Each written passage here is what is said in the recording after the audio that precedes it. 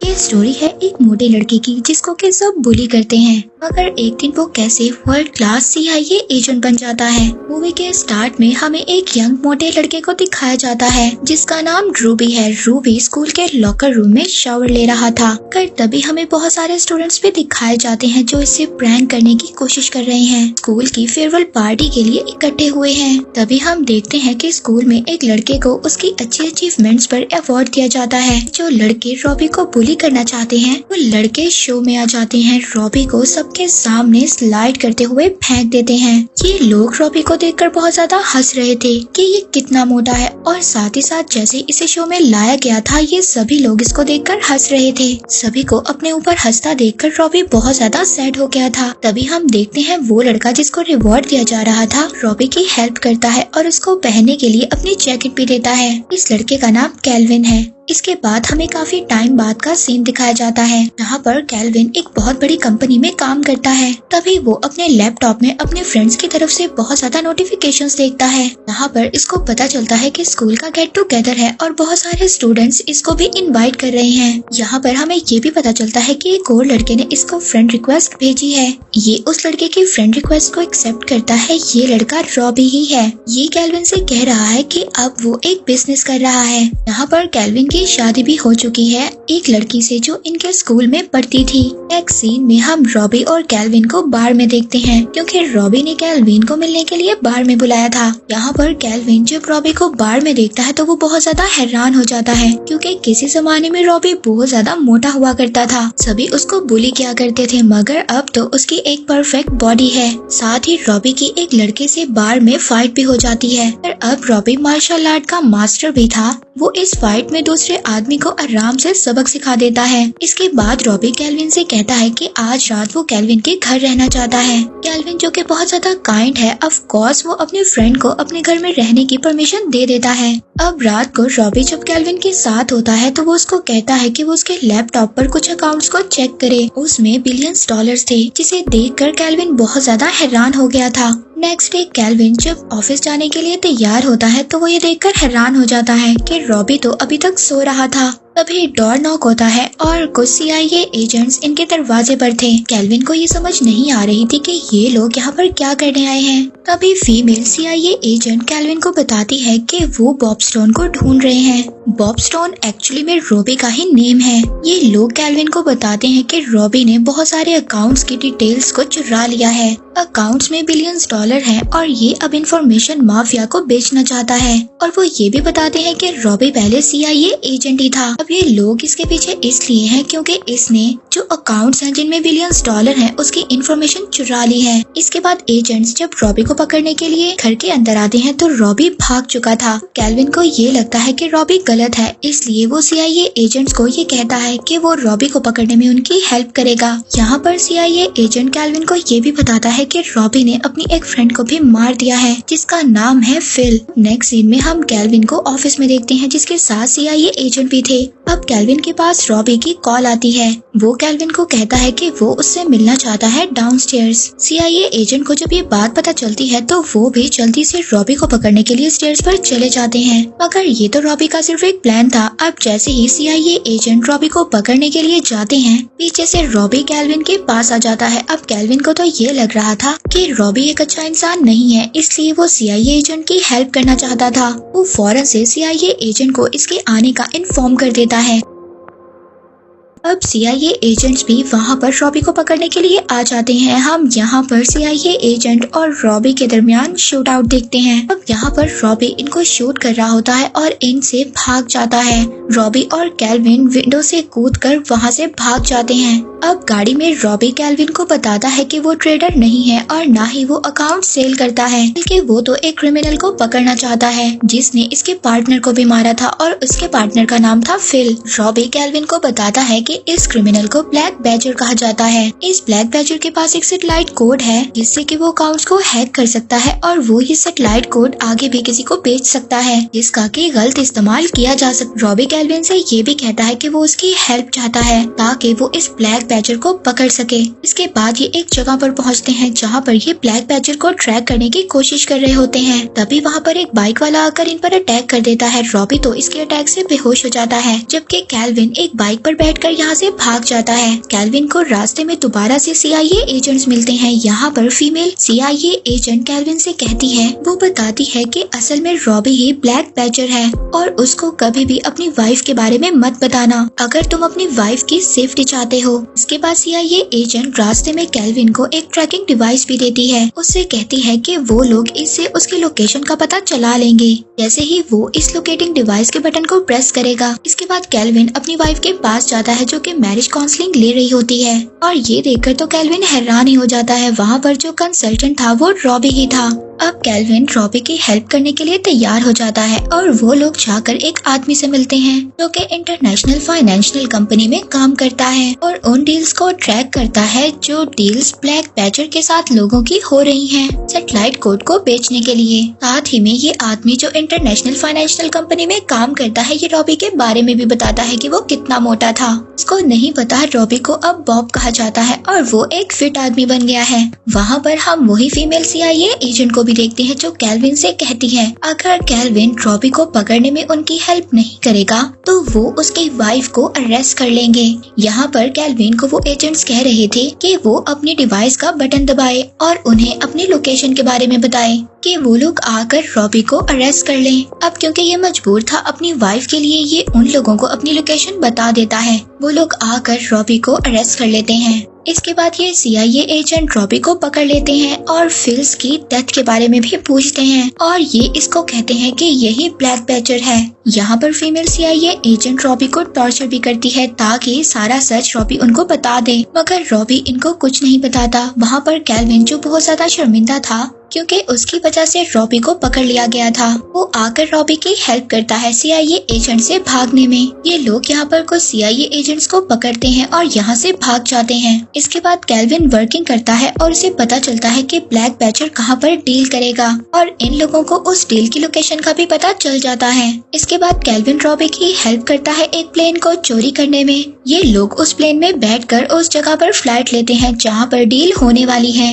ये लोग एक बिल्डिंग के पास पहुँचते हैं। यहाँ पर रॉबी कैल्विन से कहता है कि मैं बिल्डिंग के अंदर जा रहा हूँ, जब तक मैं बाहर ना आऊँ तुमने यहाँ से नहीं हिलना। रॉबी तो अंदर चला जाता है और CIA एजेंट भी वहाँ पर आ जाते हैं जिन्हें इनकी लोकेशन का पता चल गया था। ये लोग बिल्डिंग के अंदर चले जाते हैं। दूसरी तरफ कैल्विन जो ये CIA एजेंट को देख रहा था वो ये सोचता है कि ये फीमेल CIA एजेंट ही ब्लैक बैजर है जो कि यहाँ पर डील करने के लिए आई है। इसलिए वो दौड़ कर जाता है रॉबी को ये सब कुछ बताने के लिए। वहाँ पर जाकर वो रॉबी को देखता है कि रॉबी तो अंदर बायर के साथ बैठा मीटिंग कर रहा था। यहाँ पर रॉबी उस बायर से ये भी कह रहा था कि यही ब्लैक बैजर है। अब जब रॉबी जैसे ही कैल्विन को आता हुआ अंदर देखता है तो ये कैल्विन पर शूट कर देता है मगर शूट वहाँ पर करता है जहाँ पर कैल्विन को ज्यादा नुकसान ना हो।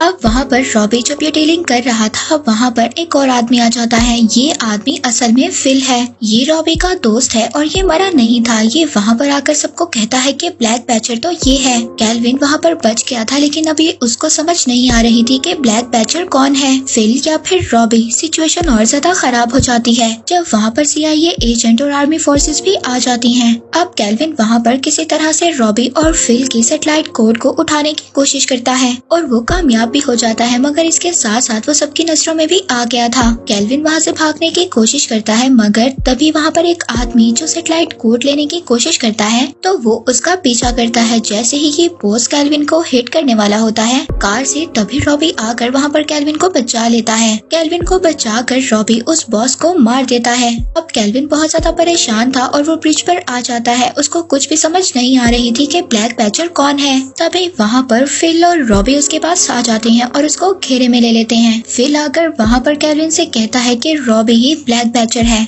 इसीलिए तुम ये कोड मुझे दे दो।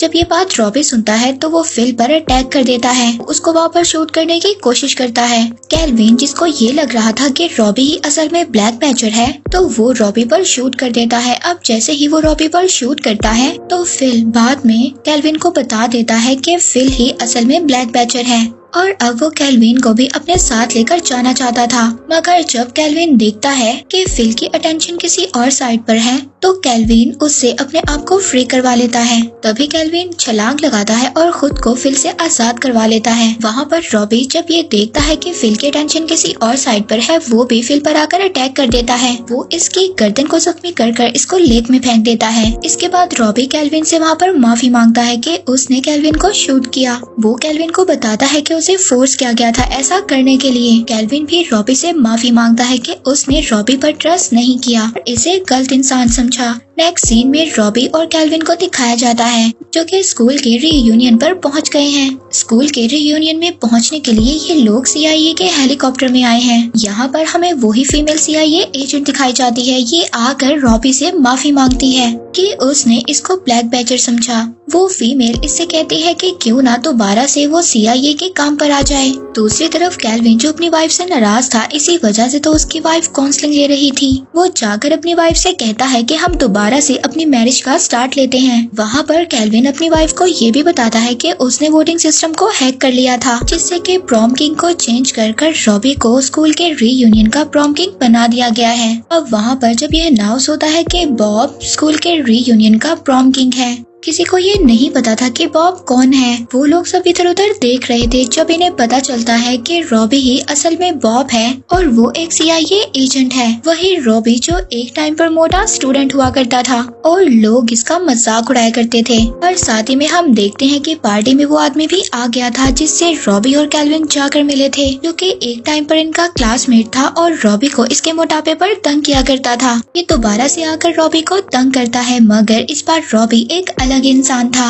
अब वो आदमी जब दोबारा से रॉबी को तंग करता है तो रॉबी उसको एक पंच मारकर सबक सिखा देता है। इसके बाद रॉबी अपनी स्पीच में सबको बताता है कि वो रॉबी ही था जो अपने आप को परफेक्ट बनाने की कोशिश में लगा रहता था और बहुत सारे मुश्किल टाइम को झेलता था। मगर मुश्किल टाइम में जो इसके साथ था वो था केल्विन। वो सबके सामने कहता है कि केल्विन ही उसका सच्चा दोस्त है। इसके बाद रॉबी यानी कि बॉब दोबारा से अपनी शर्ट को उतार कर वही मोमेंट जीता है। उस वक्त तो सब उसके ऊपर हंस रहे थे, मगर आज के दिन लोग उसके मसल्स देखकर हैरान हो गए थे। इसके बाद रॉबी जाकर एक लड़की से मिलता है जो कि हाई स्कूल में इसका क्रश हुआ करती थी और उसे डांस की ऑफर करता है। मूवी के लास्ट में हम देखते हैं कि रॉबी दोबारा से CIA एजेंट बन चुका है और CIA में अपनी सर्विसेज देगा और फिर वो केल्विन से मिलने जाता है और केल्विन को साथ ही वो शर्ट भी देता है जो केल्विन ने उसको पहनाई थी कुछ टाइम पहले जब लोग उसका मजाक उड़ा रहे थे उसी शो में। अब केल्विन भी रॉबी के साथ मिलकर CIA में काम करेगा और ये दोनों CIA के काम के लिए निकल जाते हैं। मूवी के स्टार्ट में हमें कुछ बच्चे दिखाए जाते हैं जो कि फोटो ले रहे थे। अब इनमें से जो बच्चा टिम था वो बार बार हंस रहा था। फोटोग्राफर उसको मना करता है कि बार बार मत हंसो। तभी इनके पास एक सर आकर खड़े हो जाते हैं जिनकी मूंछें बार बार हिल रही थी और ये बात टिम को और भी ज्यादा हंसा रही थी। वो और ज्यादा हंसने लगता है और टिम को देखकर बाकी बच्चे भी जोर जोर से हंसने लगते हैं। तभी हम देखते हैं कि इनकी फोटो जो खींची जाती है सभी उसमें हंस रहे हैं। टिम जब छोटा सा था तो उसने अपनी मदर को खो दिया था, लेकिन अब वो अपने फादर के साथ रहता था और ये दोनों मिलकर एंजॉय करते हैं। टिम के फेस पर हमेशा स्माइल रहती है, इसके बावजूद कि उसकी लाइफ इतनी आसान नहीं है। वहाँ पर इसके एक फ्रेंड भी है जो कि बेकरी ऑनर की बेटी है, वो इसकी बेस्ट फ्रेंड है और ये दोनों मिलकर कॉमेडी मूवीज रोज ही देखते हैं। इस बच्ची को लिव इम्पेयरमेंट है, इसके बावजूद उसकी लाइफ इतनी ज्यादा मुश्किल है। वो टिम की वजह से हर वक्त स्माइल करती रहती है। टिम के फादर ज्यादा अमीर तो नहीं है, मगर इसके बावजूद वो टिम की हर ख्वाहिश को पूरा करते हैं और ये दोनों साथ जाकर हॉर्स रेस के इवेंट को भी एंजॉय करते हैं और तरह तरह के हॉर्स के ऊपर बेट लगाते हैं। वापसी पर टिम रोज अपने फादर के साथ ग्रैंड होटल के पास से गुजरता है और वापसी पर उसके फादर रोज उससे कहते हैं कि एक दिन वो उसको इस होटल से बहुत सारा खाना खिलाएंगे। नेक्स्ट सीन में हम देखते हैं कि टिम के फादर ने शादी कर ली है और वो अपने साथ टिम की स्टेप मदर और उसका स्टेप भाई साथ लेकर आए हैं। वो ऐसा सोचते हैं कि टिम को जब फुल फैमिली मिलेगी तो वो और ज्यादा खुश रहेगा, मगर ऐसा होता नहीं है क्योंकि टिम का स्टेप ब्रदर इसकी जिंदगी को और ज्यादा खराब कर देता है। वो टिम के सारे टॉयज भी तोड़ देता है, मगर टिम की स्टेप मदर फिर भी टिम से कहती है कि वो अपने भाई से माफी मांगे। नेक्स्ट डे टिम की फ्रेंड जब उसका फेस देखती है जो कि इंजर्ड था तो वो उससे पूछती है, तो टिम उसको बात नहीं बताता। वो उसको कहता है कि कबर्ड से उसका सर लगा जिसकी वजह से वो इंजर्ड हो गया। और ये रोज की तरह दोनों जाकर कॉमेडी मूवी देखते हैं। जब कॉमेडी मूवी में हंसने वाले सीन आते हैं तो टिम तो बहुत जोर का हंसता है और उसको देखकर सभी लोग हंसने लगते हैं। नेक्स्ट डे टिम अपने फादर के साथ हॉर्स रेस देखने जाता है। ये दोनों जीत जाते हैं। ये दोनों बहुत ज्यादा खुश होते हैं और इन्हें इनकी विनिंग अमाउंट भी मिलती है। तभी टिमी के फादर एक आदमी से टकराते हैं जिसने के सन ग्लासेस पहनी हुई हैं। तभी टिम के फादर उस आदमी से कहते हैं कि ध्यान से चलो, मगर वो ये नहीं जानता था कि ये मुलाकात उसके फादर के साथ आखिरी मुलाकात है। नेक्स्ट सीन में हम देखते हैं कि टिम के फादर की बिल्डिंग साइट पर काम करते हुए डेथ हो गई है, जबकि टिम की स्टेप मदर उनके लिए अच्छा डॉम भी नहीं लेती। टिम अपनी लाइफ में बहुत ज्यादा परेशान हो गया था क्योंकि उसके स्टेप मदर उसके साथ बिल्कुल भी अच्छा सलूक नहीं करती थी। Next day Tim race track पर पहुंचता है। वो अपने फादर के बारे में सोच रहा होता है, मगर तभी सरप्राइजिंगली उसको जमीन पर गिरे हुए 5 सेंट्स मिलते हैं। वो इनको उठा लेता है। तभी वही आदमी जिससे टिम के फादर टकराए थे वो टिम को बताता है कि वो उनके फादर का दोस्त है और वो टिम को ऑफर करता है बेट के लिए। वो कहता है कि तुम अपने फेवरेट हॉर्स पर बेट लगाओ, अगर तुम जीत गए तो मैं तुम्हें बहुत सारे पैसे दूंगा। सरप्राइजिंगली हम देखते हैं कि टिम का हॉर्स उस रेस को जीत जाता है और टिम को अच्छे खासे पैसे मिलते हैं जीतने की वजह से। अब टिम ये सोचता है कि वो इन पैसों से अपने फादर का टॉम्बस्टोन बनवाएगा।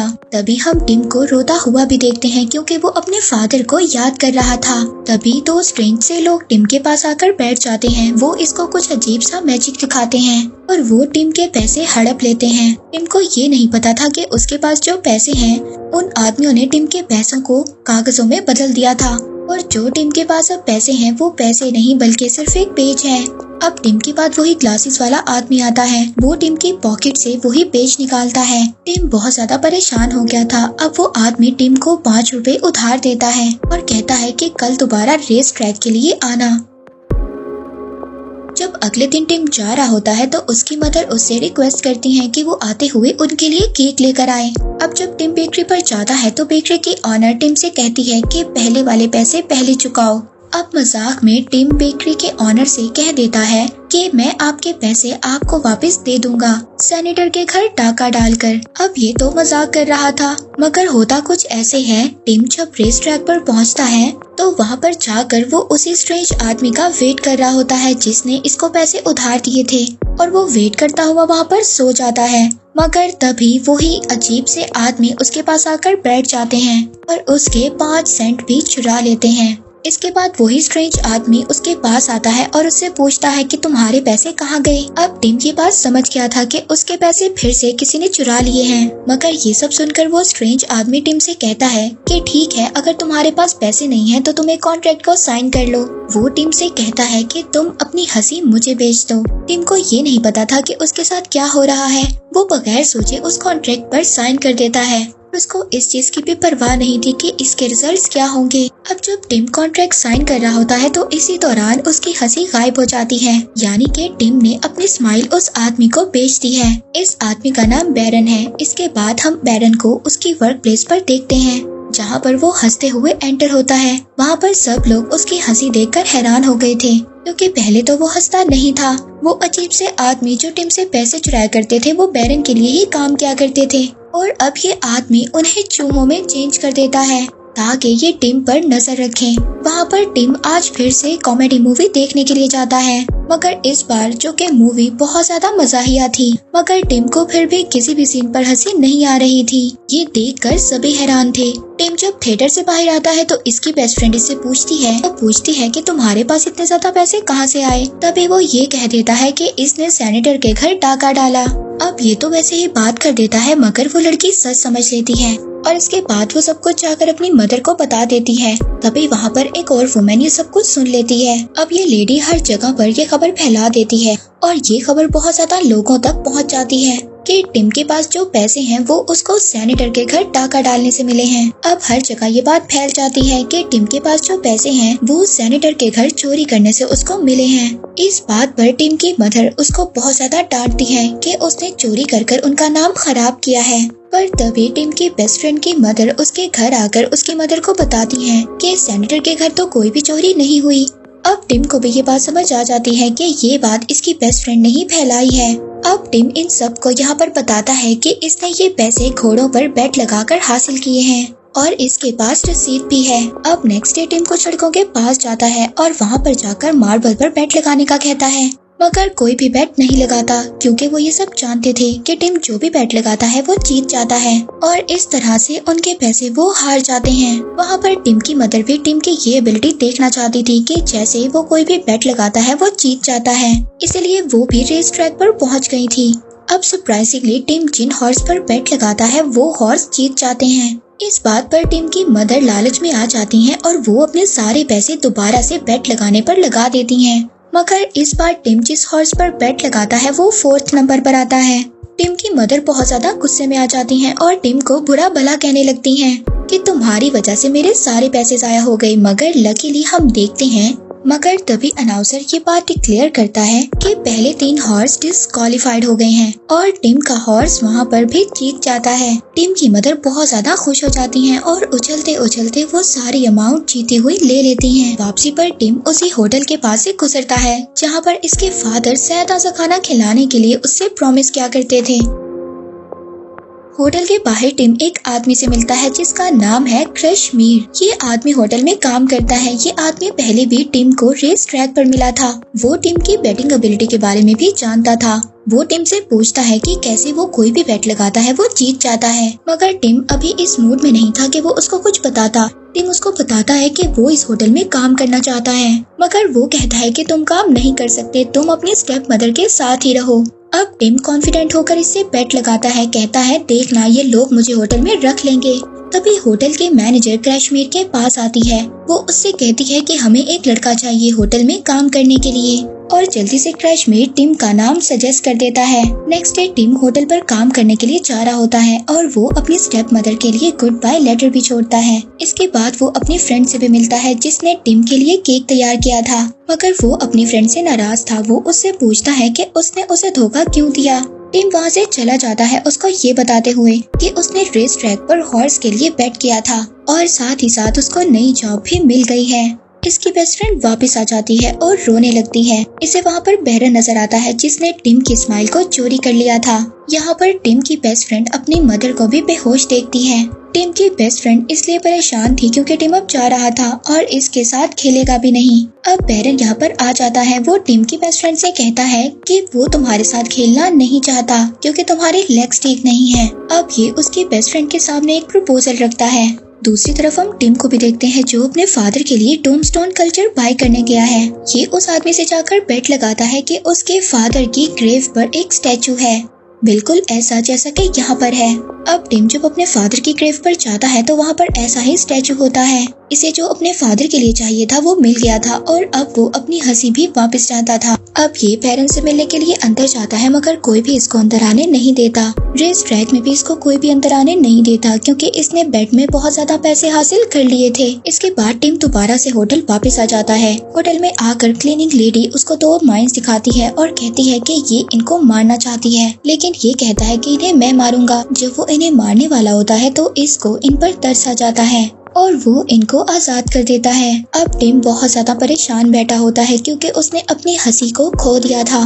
तभी वो कॉन्ट्रैक्ट पढ़ता है और उसको पता चलता है कि अगर वो कोई एक बैट हार जाएगा तो उसको उसकी हंसी वापस मिल जाएगी। तभी कश्मीर इसके पास आता है और इसको ये भी बताता है कि वो होटल के मैनेजर को पसंद करता है। टिम कश्मीर को बेट करता है कि कल होटल में बैरन आएगा। नेक्स्ट डे ऐसा ही होता है, इनके होटल पर बैरन आ जाता है। टिम उससे कहता है कि मेरी हंसी वापस कर दो, मगर वो कहता है कि मैं तुम्हारी हंसी वापस नहीं करूँगा। इसके बाद जब वो अपनी क्लासेस उतारता है तो देखता है कि ये आंखें तो पहले वो देख चुका है। इसके बाद टिम क्रशमीर को ये बेट करता है कि केक उसकी बेस्ट फ्रेंड की बेकरी से आएंगे। तभी एक लेडी आती है, वो टिम से कहती है कि केक को डिलीवर करवाए सबसे अच्छी बेकरीज में से। अब टिम को मौका मिल जाता है और वो अपनी बेस्ट फ्रेंड से मिलने के लिए बेकरी जाता है।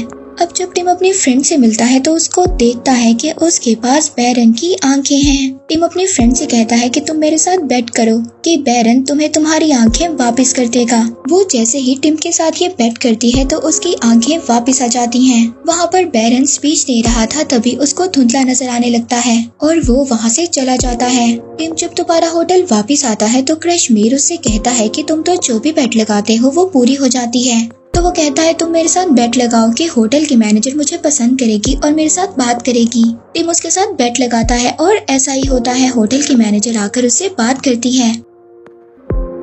यहाँ पर क्रशमीर को टिम ये भी बताता है कि कॉन्ट्रैक्ट में लिखा है जब जब मैं बेट लगाऊंगा और जीत जाऊंगा मेरी हंसी गायब होती रहेगी। आहिस्ता आहिस्ता अब क्रशमीर बहुत ज्यादा परेशान हो जाता है इसकी स्टोरी सुनकर और वो अब इसकी हेल्प करना चाहता है। वो आकर टिम से ये बेट लगाता है कि वो दुनिया का सबसे ज्यादा अमीर आदमी बन जाएगा। तभी टिम के होटल पर बहुत ज्यादा स्ट्रेंजर्स आ जाते हैं और वो टिम को पकड़कर अपने साथ ले जाते हैं और वो ये कह रहे थे कि दुनिया का सबसे ज्यादा अमीर आदमी सुसाइड कर चुका है और उसकी दौलत का अब अकेला मालिक टिम ही बचा है। और अब टिम जब वहाँ पर पहुँचता है तो वो अमीर आदमी मरा पड़ा होता है और हमें ये भी पता चलता है कि वो आदमी जो मरा है वो बैरन का ही ट्विन भाई था। अब टिम बैरन को ये रिक्वेस्ट करता है कि मेरी हंसी मुझे वापस कर दो। बैरन टिम के रिक्वेस्ट पर उसको उसकी हंसी वापस कर देता है, सिर्फ कुछ ही वक्त के लिए, ताकि प्रेस उसकी फोटोग्राफ्स ले सके। इसके बाद बैरन टिम से उसकी हंसी वापस ले लेता है। बैरन उसको बताता है कि दुनिया में जितने भी ज्यादा गलत काम होते हैं वो इसका इंचार्ज है। यहाँ पर टिम की हंसी आहिस्ता आहिस्ता खत्म हो रही थी। टिम की स्टेप मदर और उसका भाई भी उससे रिक्वेस्ट करने के लिए आते हैं कि वो उनको कुछ पैसे दे दें, मगर टिम जहाँ पर उसकी हंसी तो जा ही रही थी और साथ ही साथ उसकी सोल भी खत्म होती जा रही थी, इसलिए वो बहुत ज्यादा परेशान था। इसलिए वो अपनी स्टेप मदर और स्टेप भाई को वहाँ से डांट कर निकाल देता है। टिम क्रशमीर और अपनी फ्रेंड से मिलना चाहता था, मगर बैरन उसको कहता है कि तुम्हारी न्यू लाइफ उनके लिए डेंजरस हो सकती है, इसलिए आज के बाद तुम उनसे मिलने का सोचना भी मत। बैरन टिम के नाम पर एक चैरिटी ओपन करना चाहता था और ये न्यूज टिम की बेस्ट फ्रेंड देख लेती है। इसके बाद वो टिम से मिलने के लिए बैरन के मेंशन पर आती है, मगर टिम उससे कहता है कि तुम मेरे बारे में सोचना छोड़ दो, हम दोनों एक जगह पर नहीं रह सकते, हम दोनों के स्टैंडर्ड्स अलग हैं। जिस पर टिम की फ्रेंड परेशान हो जाती है। नेक्स्ट सीन में हम टिम और बैरन को देखते हैं जो मिलकर मूवी देख रहे होते हैं और यहाँ पर बैरन टिम को बताता है कि उसी ने उसके फादर को मार दिया था।